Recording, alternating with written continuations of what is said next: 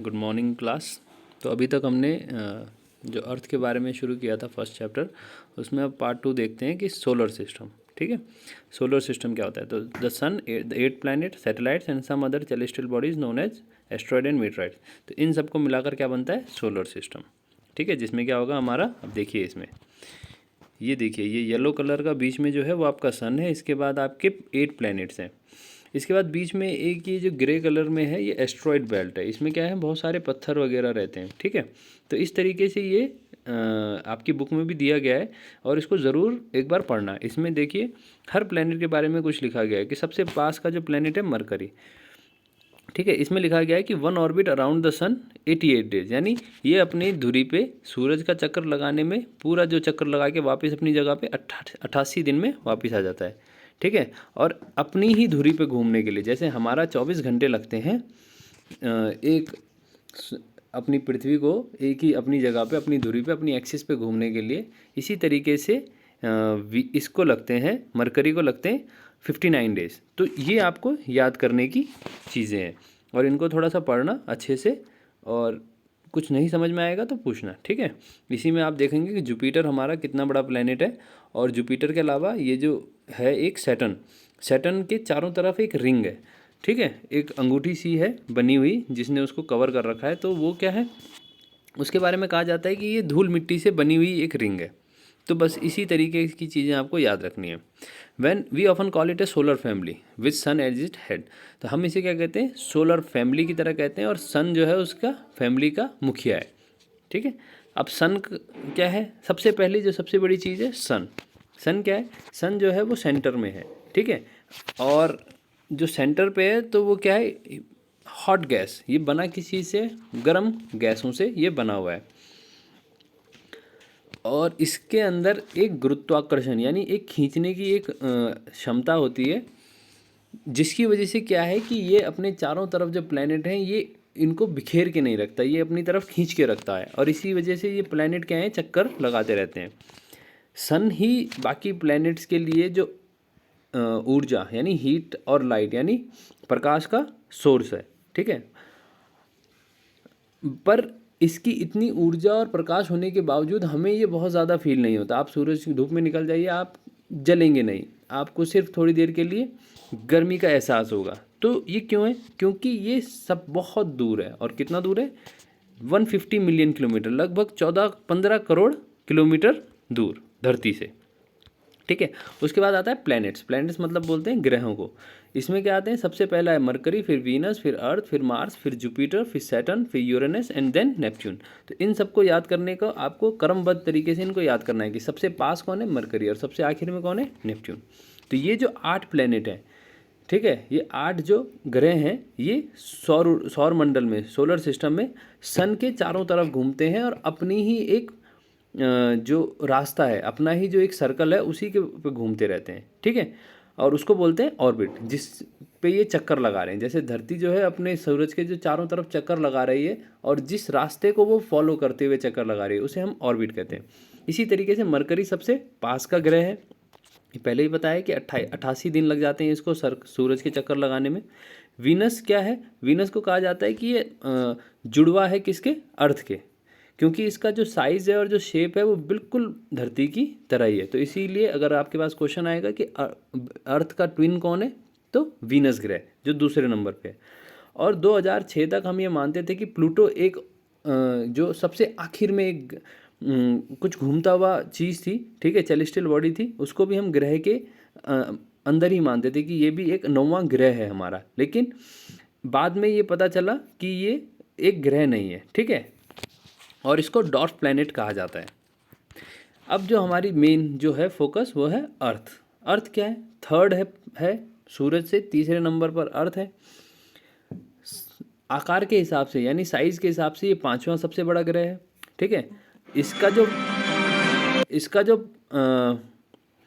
कोने हैं फ्लैटन है।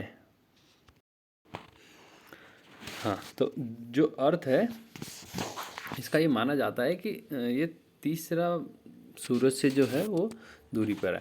अच्छा, अर्थ जो है वो ऊपर से, यानी जो धरती का जो नॉर्थ पोल है और जो साउथ पोल है, यानी उत्तरी ध्रुव और जो दक्षिणी ध्रुव है, वो क्या है, फ्लैटेंड है, यानी चपटा है ऊपर से। और इसीलिए जो इसका जो शेप है, जो आकार है, उसको आकार का जो नाम दिया गया है वो है जियोइड। ठीक है, जियोइड का मतलब ही है अर्थ की तरह आकार होना।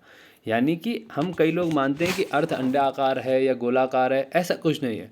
अर्थ का जो आकार है उसका ना तो वो अंडाकार है ना गोलाकार है, बल्कि अर्थ के जो आकार है उसको नाम ही दिया गया है जियोइड। ठीक है, तो ये है।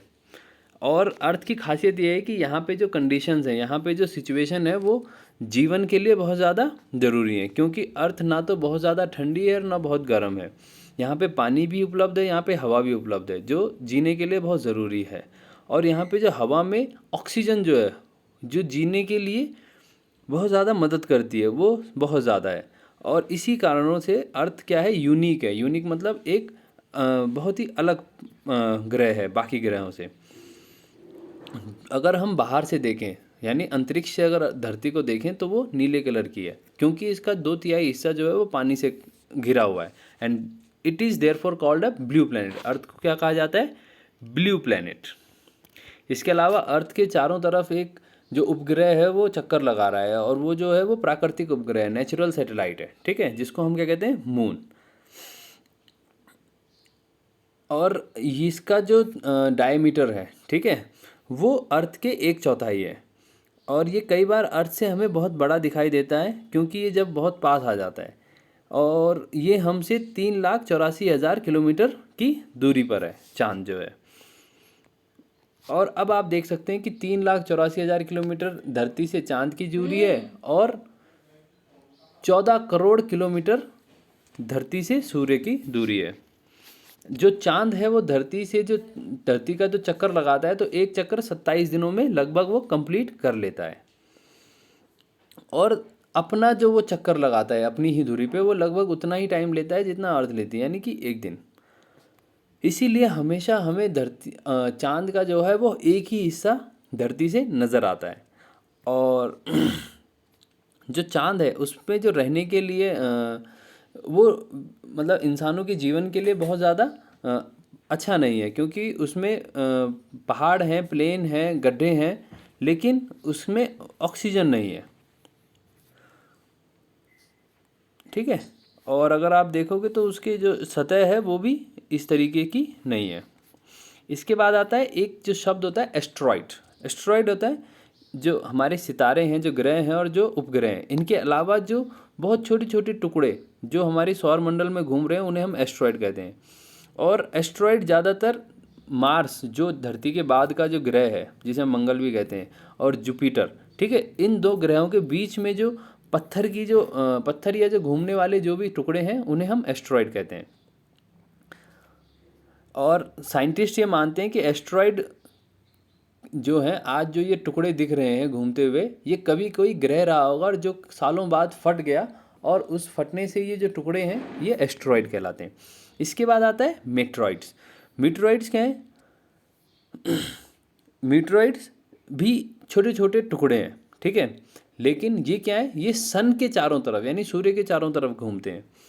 और कई बार क्या होता है कि ये मीटरॉइड्स धरती के करीब भी आ जाते हैं, लेकिन जैसे हम जानते हैं कि सूरज के चारों तरफ तो ये घूम रहे हैं, लेकिन जैसे कि ग्रहों से मीटरॉइड्स कैसे अलग हैं, यानी प्लैनेट से मीटरॉइड कैसे अलग है, क्योंकि ग्रह अपनी ही एक ऑर्बिट जिसे हम कहते हैं, अपनी ही एक जो चक्र है उनका, उसी पे वो घूम रहे हैं। लेकिन मीटरॉइड्स का ऐसा कोई चक्र नहीं है, वो कभी भी किसी भी ग्रह से इधर से उधर घूम सकते हैं। और कई बार क्या होता है, ये धरती से टकरा भी जाते हैं, ठीक है।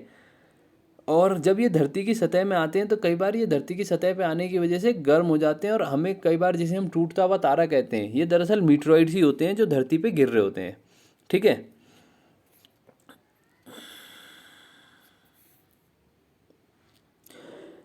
और कई बार अगर हम ध्यान से देखें, जब आपने ये देखा कि सूर्य के चारों तरफ जितने भी ग्रह हैं, 9-8 ग्रह हैं, इन सब से मिलके बनता है सौर मंडल। लेकिन ऐसे ही हज़ारों लाखों सौर मंडलों से मिलके बनता है एक मिल्की वे, ठीक है, गैलेक्सी। और हमारा जो सौर मंडल है वो उस गैलेक्सी का एक छोटा सा पार्ट है। और भारत में, क्योंकि हमने पहले से ही इसको खोज लिया था, ठीक है, कि हमारा जो ग्रह है वो सिर्फ हमारा जो सौर मंडल है वो सिर्फ पूरी ब्रह्मांड सिर्फ हमारा सौर मंडल ही नहीं है, बल्कि हमारा ब्रह्मांड इससे भी कहीं बड़ा है। तो हमने वो जो ब्रह्मांड के अंदर जो सौर मंडल है और सौर मंडल जिस एरिया में जो है उसको हम कहते हैं गैलेक्सी, और उसे हम कहते हैं जो जिस सौर मंडल मतलब जिस गैलेक्सी में हमारा सौर मंडल है उसे हम कहते हैं आकाशगंगा। ठीक है। और इस एक गैलेक्सी के अंदर करोड़ों अरबों सितारे होते हैं। ठीक है। ऐसे ही बहुत सारे इन गैलेक्सियों को मिलके हमारा क्या बनता है, यूनिवर्स। तो ऐसी कई लाखों गैलेक्सीज को मिलके बनता है यूनिवर्स। तो अब आपको ये समझने में बहुत ज़्यादा कठिनाई नहीं होगी कि हमारा जो ब्रह्मांड है वो एक्चुअल में कितना बड़ा है। ठीक है। तो वो बहुत बड़ा है। तो आज के लिए इतना ही काफ़ी है, फिर हम नेक्स्ट पार्ट में इसको कवर करेंगे।